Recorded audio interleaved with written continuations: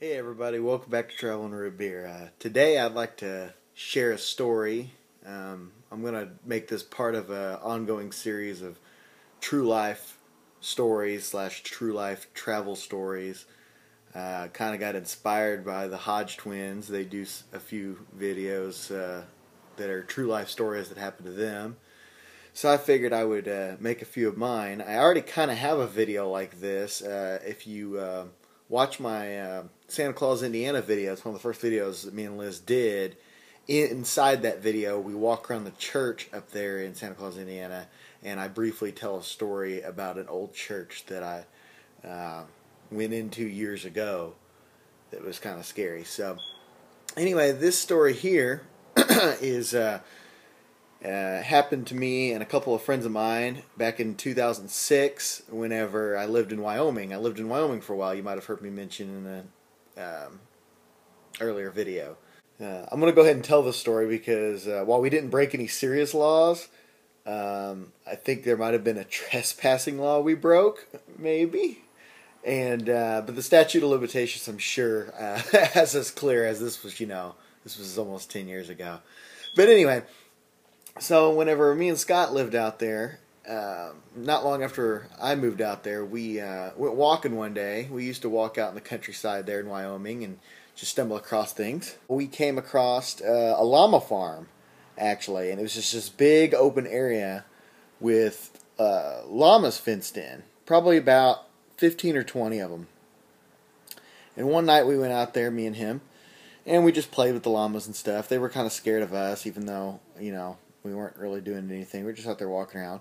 Well, we noticed they had this big hill. I guess it was like a dirt mound that they would play King of the Hill on.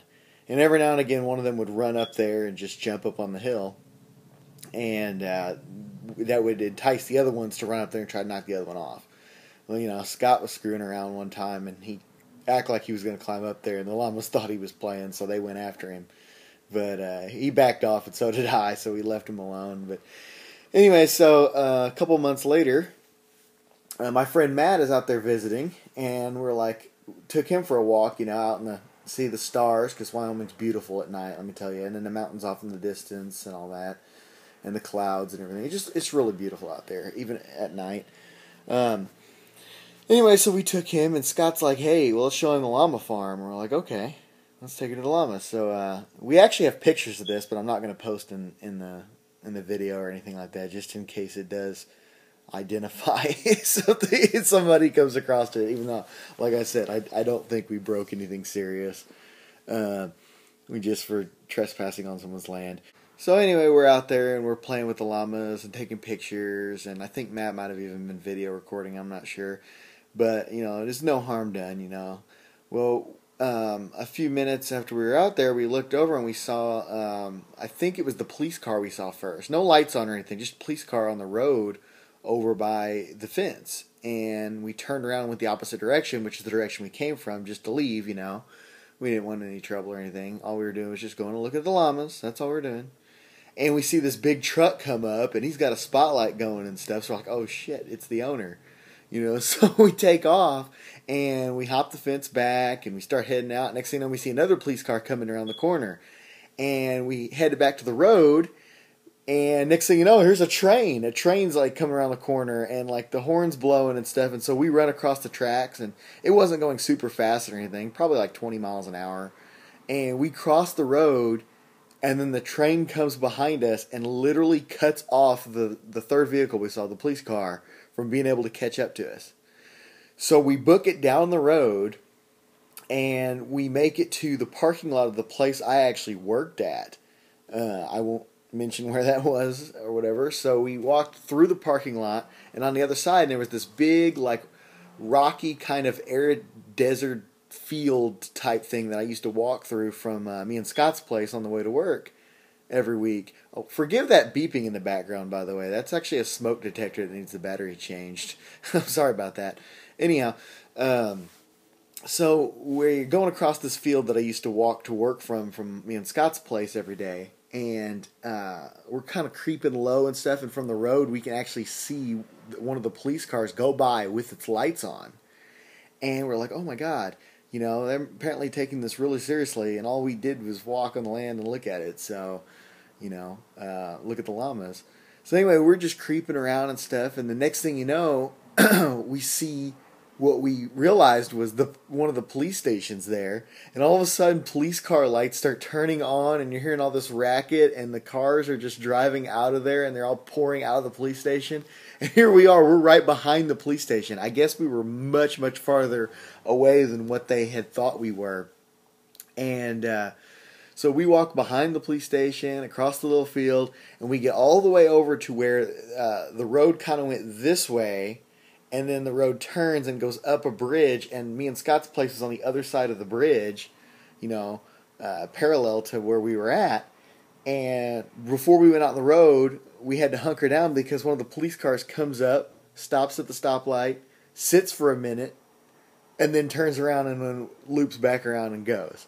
So we make a run for it, run across the bridge, back home to where me and Scott and I lived, and we just sort of thought, okay, well, that's the last time we're going to go see the llamas. That's the main story that I wanted to tell, but there is another small snippet that I want to add to. Scott and I were walking to Walmart one time, and we always used to walk to Walmart through town, and that would take forever, man, like 45 minutes. We were just on foot the whole time we lived in Wyoming, and it would take like 45 minutes to an hour to get there. So we decided to cut through and take the country route, I guess you could say, basically through the desert, through rocky, vegetative, whatever, and we come across a barbed wire fence. And I'm not quite sure what this barbed wire fence is all about. I mean, this is Wyoming, but from what I saw, this wasn't any land that we were on. Like, it was a straight through, like there was no houses, no building, nothing. I mean, we didn't see cattle, anything like that. It's just a barbed wire fence out in the middle of nowhere, and there was no apparent way to get around it. So we just crossed it. And we get to Walmart that night, and we do our shopping, we get 3 or 4 bags of groceries per person, and Scott decides to buy a pair of wire snippers, like the ones for gardening, and we go back that way, and Scott decided to clip the barbed wire fence